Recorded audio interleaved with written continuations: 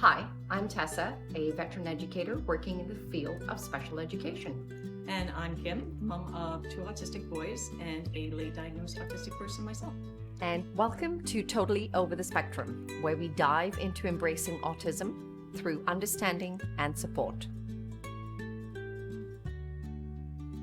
Welcome to episode 58, and today we are going to talk about people pleasing. This was kind of recommended by one of our listeners, so shout out to Jamie for suggesting this topic. Thank you for that. And thank you for that lovely email. That was awesome. And for anyone tuning in, if you're enjoying this episode, please consider subscribing. It helps out our channel, and we really appreciate it. And don't forget to share too. I mean, all the things, please. Thank you. Yes. So let's start with the definition of people pleasing. You know, I like to start with the definition, then we're all on the same page. We all know what we're talking about. Okay. People pleasing is really prioritizing the needs of other people at the expense of your own needs. Okay. And I also know that people pleasing is the most or the highest coping mechanism for neurodivergent people to navigate social situations, avoid conflict, and most importantly to them, gain acceptance. Yeah. I gotta go in order. I'm all dysregulated today, people. I'm sorry, this virtual setup here wasn't working today. It wasn't working this morning, and it's because I did things out of order. And when you do things out of order and something messes up, it's very dysregulating. So it's fine. So the first thing I'd like to talk about is, what does people pleasing look like? Okay, go for it. Thank you. I cannot go out of order today. That's okay, happen. No problem at all. We'll stick to the script All here. right. Thank you for everyone's patience. What does people pleasing look like? It's agreeing with other people's my cord fell down. It's all out of whack today. Agreeing with other people's opinions or preferences instead of voicing your own. It's like making yourself less and not disagreeing, avoiding conflict with anyone. Also making decisions for yourself based on what other people want. And you also may become involved in a conflict that you aren't a part of in order to try to de-escalate that situation, wanting to peacekeep, wanting to minimize conflict anywhere, even when it's none of your business, kind of. And also having a lack of boundaries. Yeah, absolutely. I relate to all of these things. Okay. I'm a people pleaser. I'm working on it. I'd like to give a definition here of what boundaries are, because people keep throwing that word around right now, and I don't think everybody has a clear idea of what that means. Yep. I guess, and if you take it in a literal sense, in some cases, people would think it's a fence, right? It's what determines your land, you know? Yeah. So it's kind of a metaphorical fence. Yep. There you go. A boundary is a guideline that you set for yourself so that it's for your own behavior. A rule is a guideline for someone else's behavior. So you can see where that gets confusing. Yes, absolutely. So I need to give an example here because I don't think that's clear. A rule would be me saying, no one is allowed to call me on my day off. That's me putting in a rule for everybody else. You're not allowed. So you're not allowed to call me on my day off. I mean, that can be done in a polite way. Like, hey, I'd really appreciate it if you didn't call me on my day off. Interruptions are hard, you know? Mm-hmm. But a boundary would be me not answering the phone on my day off or turning my phone off. Mm-hmm. So that's the difference. I think that's clear. I think that's a clear difference. Yeah.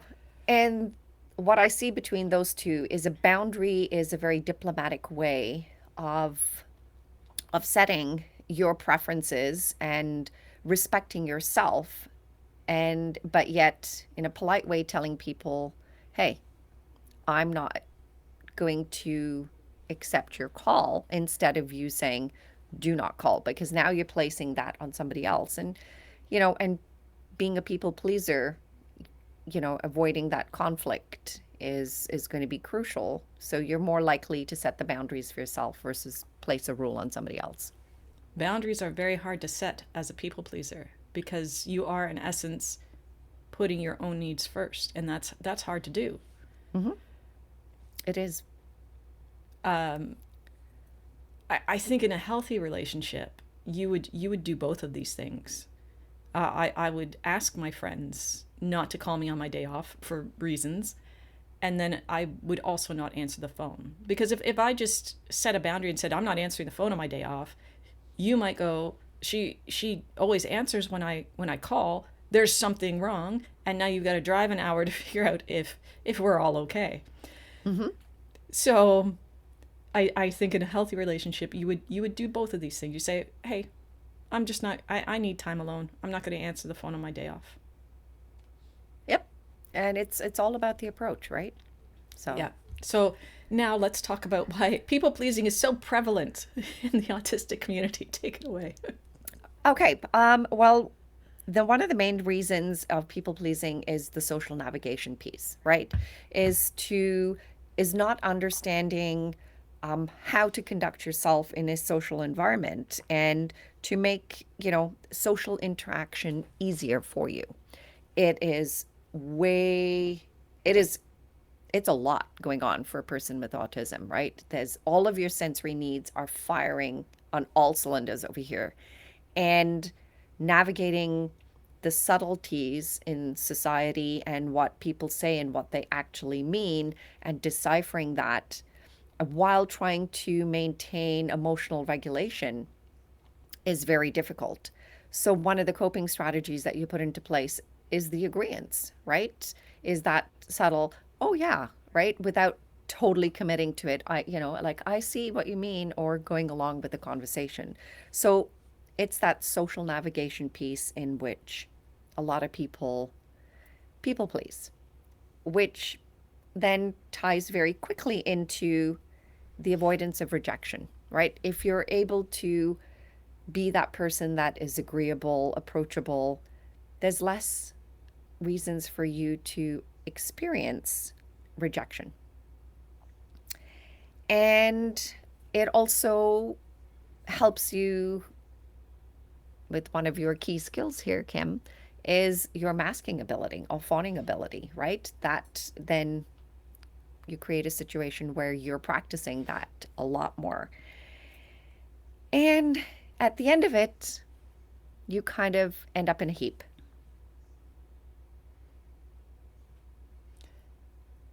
You mentioned fawning, and fawning is another name for people pleasing, and Mm-hmm. it's basically a trauma response. Um, Four trauma responses, right? Fight, flight, freeze, and fawning. And Yep. we don't usually talk about fawning, but fawning is people pleasing.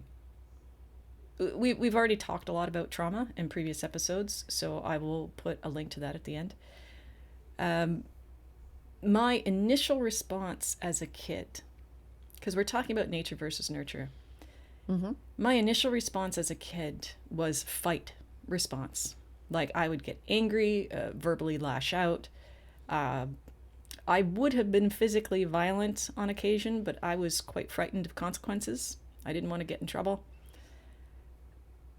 When I went to university, I wanted to be happier, and I tried to be more approachable and accommodating, and you get a lot of positive reinforcement for that. So it's very easy to, well, I mean, I'd never heard of boundaries. I didn't know that was a thing. I also have rejection sensitive dysphoria. Uh, we talk about that again in a previous episode, which I'll link at the end. So saying yes avoids rejection and criticism, like you said, and it is terrifying to stand up for yourself and to say no, because now that you've discovered people pleasing and you're making friends and you're fitting in, you don't want to lose that. You worked really hard to get it. So that is, it's very hard for someone to come in and say, hey, you might want to consider setting some healthy boundaries here. You don't want to be alone again. You don't want to be on all on your own with no one. So I actually didn't start actively implementing boundaries until I was diagnosed, and I started to understand what my needs were, and I had a friend give me permission to set boundaries. I needed permission. So I knew I even if I lost people, I knew I had one person I wouldn't lose.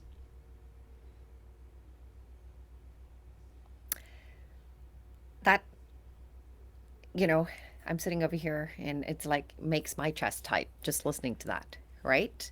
All of that weight, all of that. And this is just us having a discussion about situations that exist on a daily basis for neurodivergent people. Um, and you're right, there are aspects of what is nurtured into you and what is natured into you. And the hard part of it is what's natured into you takes a lot of self awareness in order to set those boundaries for yourself. You're never going to change that because that's encoded in you. What has been nurtured into you is far more obtainable in changing, right? Because it's relearning to do something. But when it's natured into you, right? So I'm going to give you an example over here. It's like asking a collie not to herd, right? It's instinctively in them, it's in their DNA to herd. But you can set boundaries for that collie and say, yes, you can herd, but you cannot nip, right? Which they would instinctively do when they're herding cattle or sheep. So I'm sorry to give that strange analogy, but I thought it's something that you would relate to. I like examples. I know people get upset when you use dogs as examples for things, but sometimes it fits. It's not like I don't understand why people have a problem with that. It's like it's not like you're saying people are dogs. That's not what an analogy is. Analogy is never perfect. It's just another way of communicating information in a way that might make sense to that person. Well, Like it's not a I direct did comparison. no, I gave you that example just because I know it's so relatable where animals are concerned. We often have conversations on that. I thought, okay, I think you'd like that. Yeah. So, okay. Um, Placing boundaries, I think is sort of the number one strategy because it you have to identify your own needs and then try and remember to take care of yourself. It's about protecting yourself. And I I I don't know what I would have I don't know that I could have done that without having a safe person. Okay. I think that would have been too scary. That is part of my strategies on how do we start to create boundaries, right? So, one of the first one is cultivating awareness, right? In order to set those boundaries, you have to have a certain sense of awareness, right? Understand the whys to it. And you can understand the whys to it by even just jotting down situations or scenarios in which you agreed upon so that you can go back and reflect on it and have a better understanding when you are in a regulated state. When you are elevated, you're not going to understand those reasons why. So, writing it down quickly helps you to be able to go back and kind of dissect it in order to understand the whys. The other aspect to setting boundaries is start small, and you start small, but saying small no's, right? And even if it's to, you can practice this by if you're at an event or if a preferred item comes past you and you want to have a little bit more of something, and but yet you know that it's going to cross that boundary for you. Just start by saying thank you, but no thank you, right? Where it's a circumstances where no one's going to take offense to it, and you know that that's socially acceptable. So starting with those little no's and then building up to no's that where people are going, oh, but you have to have another drink, right? Everybody else is drinking, so you have to have another drink. So You're going to slowly start that and increase it to situations such as that where you can say, no, thank you. I'm going to be driving. I've reached my limit. I'm not comfortable. And those are the bigger no's. And communicating your needs, right? That is really difficult at times, um, especially when you are in a dysregulated state, right? So practicing that in small increments and slowly start to build will help you in gaining and setting those healthy boundaries. That's all just about setting healthy boundaries, by the way. I know. I have an example for that because it's tough. It is tough because first It you have is. to recognize what's tough for you. So I have a Costco membership because I buy bread in bulk. Like Peter's a selective eater. Peter's my youngest, level 3 non-speaking. And I'm pretty sure the Costco employees know me as like the bread lady because I could be going through the checkout with 30 loaves of whole wheat bread in a week.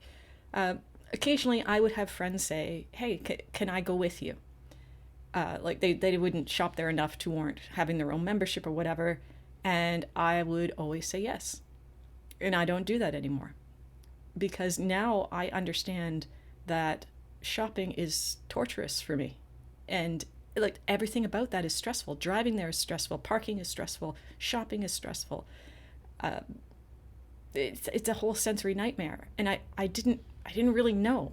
Like I, it sounds ridiculous, but I didn't piece it all together how difficult it was. So having another person with me is too much, especially if they're not following the route that I follow, and having to wait for another person and not be able to just go at my own pace. That was hard. So to say no, I can't accommodate you. It's too dysregulating and it's exhausting. That's hard for people to hear because they don't understand it. Mm-hmm. So it becomes like, what do you mean? Like, it's just shopping. No, it's not for me, it isn't. And I had one person be angry at me for it, but I had a person who totally got it. So And this also comes down to educating other people, right? It is also going to be that key component of teaching people what it is to feel like. And I think the best way you can do that is ask them what their biggest triggers are and say to them, if this was to happen to you all the time, every single time you were to do this activity, would you want to do it? And they're probably going, no. And then say, well, that's how it feels to me. So it takes all of my energy, both cognitively and physically and emotionally, in order for me to accomplish this task, which is a necessity for me to be able to function in life. So if they don't have the compassion to support you on that, then these are not people that you need in your life.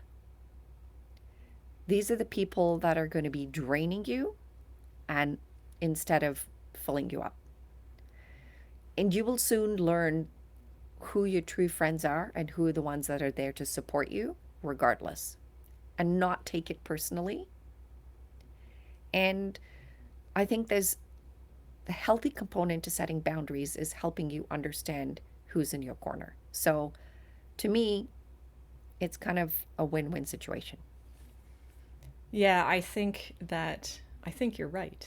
I think that the people pleaser in me really tries to understand things from another person's perspective, especially because I'm always so misunderstood. And I think for me, I have to give that person a little bit of time to adjust because they've known me to be a certain way for a very long time. And then all of a sudden, I get a diagnosis and I start putting in boundaries. And that's confusing. It's like, oh, well, you weren't autistic before you had your diagnosis, that kind of mentality. Yeah, I was. I just was pushing, there you go, pushing myself beyond my limits because I didn't know what my limits were, and I didn't understand why it was easy for everyone else and hard for me. I thought that was my problem. And now I'm saying, no, now I understand my needs. So there, that conversation has to occur. And then I think you're right. If that person refuses or won't get on board with it, then that's probably not a real friendship anyway. They liked you as a people pleaser.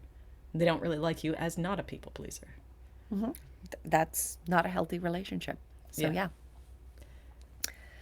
So, boundaries, setting boundaries. So, all of those little steps that we just discussed is how to implement boundaries, and that's one of the strategies that you need to do. And you need to practice. The other part of the strategy is you have to practice this on a regular basis, which is also difficult. And in order to do that, you're going to have to build it into your schedule. You're going to have to, at first, make it a task that you require yourself to do, to build up that and desensitize yourself to that process and increase the likeliness of you being able to set those boundaries a lot easier, a lot more effectively, and in a healthy manner. So I think right now we're talking about adults, really.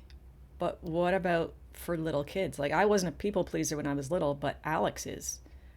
Um, and trying to raise his awareness, that's difficult when they're little because they don't have all of the experience that an adult has in social situations. Yeah. So what I would do then is I would definitely put this in as my daily schedule, right? 1 to 2 times a day. Set time aside in order to have a discussion with your kid in and ask them the reasons, explore, have a conversation, do some role playing, and give them those tools in order to learn effective scripting. Use that scripting ability that is naturally in most neurodivergent people. Use it to your advantage. This is when I'm going to start pulling that in as a strength and saying, hey, you often script about things in your mind. So we're going to take it from your mind and be able to bring it to your voice when this situation occurs. And you can do that, on a couple of times, even if it's just sitting and together having breakfast and, you know, incorporate, asking them to do something that they wouldn't really want to do during breakfast or have during breakfast, and trying to stretch those boundaries of people pleasing and just get them to understand what it is somebody else's intentions are. It takes a lot. It takes a lot, even for people who are neurotypical, right? It's a lot, and it's only something that you can get better at is when you practice it and practice it often over a variety of settings, a variety of topics, and a variety of situations. And kids are far more adaptable to this, right? If you start putting it into a schedule, into a routine, it it it becomes automatic for them. So kids are far more apt to pick up on this and develop this skill a lot better than adults who've had this set for a very long time and now have to increase that self-awareness and start peeling back those layers. So start young. I think the difficulty arises in that you cannot possibly predict all of the situations and model all of the situations because you every day is going to be different, every situation is going to be different, and because of a lot of literal thinking, the ability to extrapolate from one situation to another situation, especially social situations, is extremely difficult. I think autistic people often need concepts explained explicitly and without assumption. And I think without assumption is really the key. I don't speak down to my kids. I've never spoken down to my kids. I do explain concepts without assuming that they already have a baseline understanding.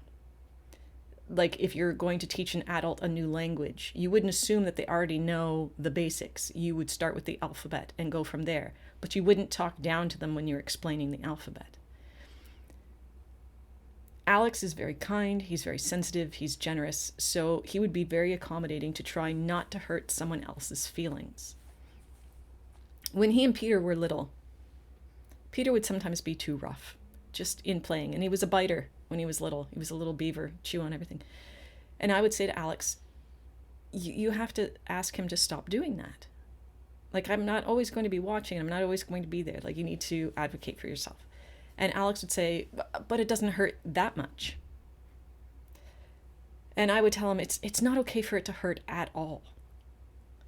And Peter also needs to learn that it's not okay to hurt you or to hurt anyone else. You shouldn't ever let someone else hurt you, even if you know that they don't really mean to hurt you. You need to speak up and say politely, that hurts, it's not okay to do that. So as a parent, you're never going to be able to have all of those preemptive conversations about all possible scenarios. You never are. I absolutely agree. But never not talking about it is also not helpful. So if you are able to set it in a scheduled as part of your day in to talk about it, talk about scenarios and situations that wouldn't arise normally, sometimes, or rarely, try and cover a few of those bases in a conversation.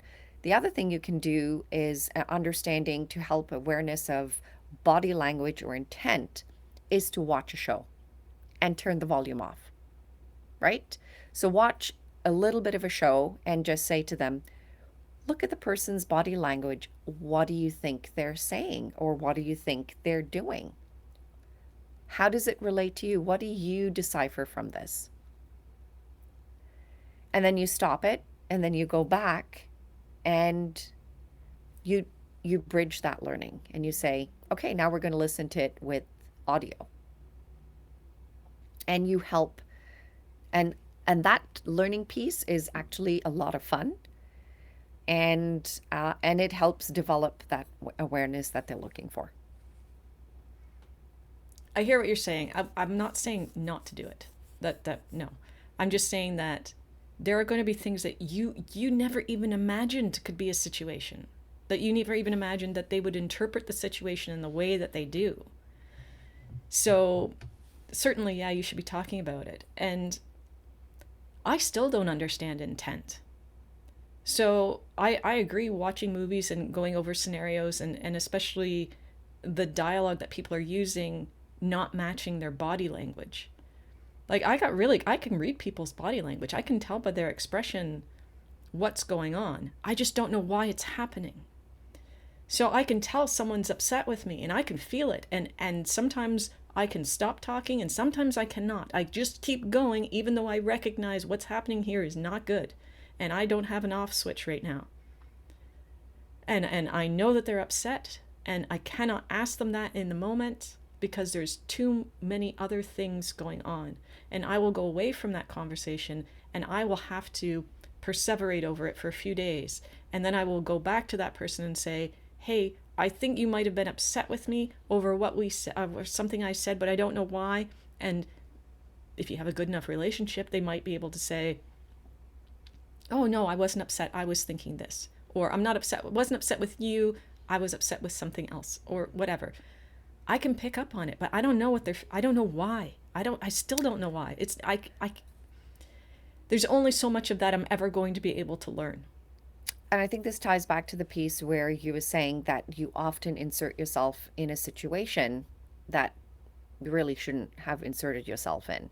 You don't have to know the reasons why somebody's upset. You can accept that they are upset and learn to place those boundaries of saying, it's okay for them to be upset. That emotion and that feeling belongs to them, and I have to be respectful of that. Period. But how am I going to know what I did wrong? How am I going to know to prevent that from happening somewhere else? That might be something that I need to learn. but that's part of the strategy of learning to say, I don't need to know the why. But I do need to know If the why. My brain is wired to want to know the why. so this is one of those strategies is practicing that, right? Is practicing. I don't need to know why. But I do. So I know I you don't think do. you're getting it. I I know you do. absolutely I need I to know know the why. it is not natured into you. It is nurtured into you, Yes. right? So And setting those that all I'm going to be is just regulated forever because I'm going to remember this 10 years from now and go, oh, I still don't know why. And I don't know if I've screwed that up in between. So I think going back to the person and talking to them about it's been really helpful for me. And I've also lost friendships over it. So that's okay. I can deal with that. But I still need to know the why. I can't, I don't want to have to perseverate over this for the rest of my life. And that's what's going to well, happen. yeah, I mean, you can go back and you can ask the whys when you are in a relationship with a person that you are able to do that, right? Acquaintances that you may not see again or whatever. Well, obviously, I Do, can't reach out to someone if I don't have, if this happened with a stranger on the street, I'm not going to walk up and down the street until I bump into them again. But what I'm saying is, but you're more likely to let it go. I don't have a choice. And I will still think about that for the rest of my life. It will periodically pop up into my head. Oh, do you remember when you said that to that stranger? That didn't go over well. And then I might go to a friend of mine and say, hey, this was the interaction. Do you know what their intent might have been? Because usually other people can figure it out. So I'll still try to find the answer somehow. That's not going to stop just because I say, oh, I shouldn't do that. No, my brain is never going to stop doing that. It isn't. But that is this conversation, this rabbit hole that we're going down, I think is a totally different podcast unto itself, perseverating to. So there are strategies to do that, but coming back onto track is in how to help kids set boundaries is you're going to have to help them by scheduling time for them. And that explicit learning needs to occur as a foundational skill.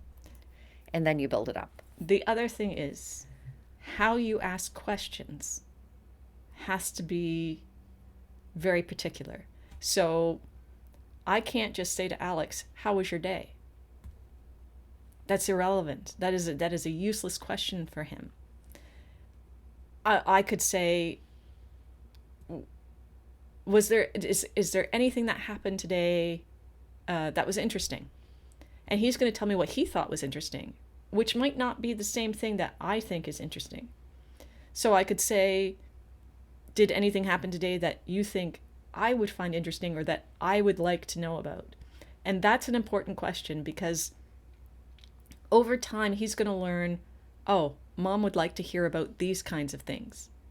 So it's not going to happen right away because he's not going to think to tell me, oh, yeah, this kid said something mean to me. It might not have bothered him in the moment, but if this becomes a pattern of behavior from this other kid, like if he's being bullied and he's like making excuses for that person, he might not think that that's important. Oh, well, they didn't mean it.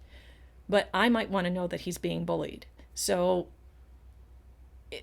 you're going to have to take some time to figure out what language works for your child specifically. And for Alex, it was always, is there anything that happened today that you think I might want to know about?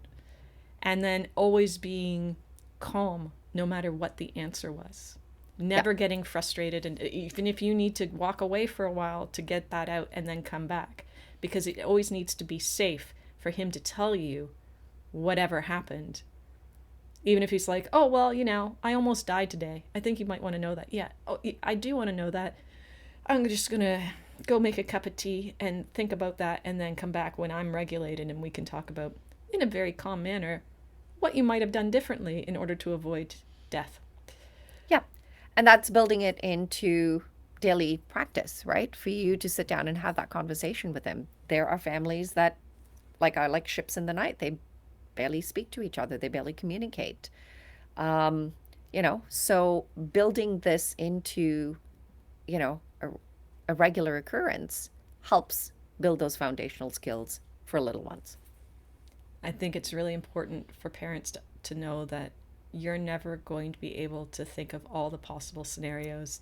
Your kid's still gonna run into problems. They're still gonna get hurt. That's part of learning this. It's just going to be hard. Yep. And I think the other part of the strategy is telling them that it's okay to come to you no matter what. So, and giving them that safe place, because a safe place is the foundation for being able to build and overcome a lot of other dysregulation issues. Yeah, you need to have a safe person, and you need to be able to have open communication. Those are the and sometimes we need permission. You need permission from someone else to say, no, that's an okay thing to do. Mm-hmm. Yep, absolutely. Some of the permission and validation. You did the right thing. Absolutely. It's just going to help solidify that relationship and give them that confidence and those key skills to move it forward. Did you have any other strategies? No, that was, I think that's a lot of strategies that it's a lot of information to take in. So, and of course, we can always have discussions on situation or person specific concerns. And if you'd like to share that with us, please do so. And we're happy to put those strategies or suggestions forward to you. Yeah, we read all the comments, we read all the emails. If this needs to be more of a private thing, we can just email back and forth, and that's cool too. All right. Do you have anything else? No, that's it for me. Okay. Well, I think we should say farewell and have a great day. Till the next time. I'll see you in the next one. Thanks for tuning in. If you know someone who might find this episode helpful, feel free to share. Also, check out our website and socials linked in the description.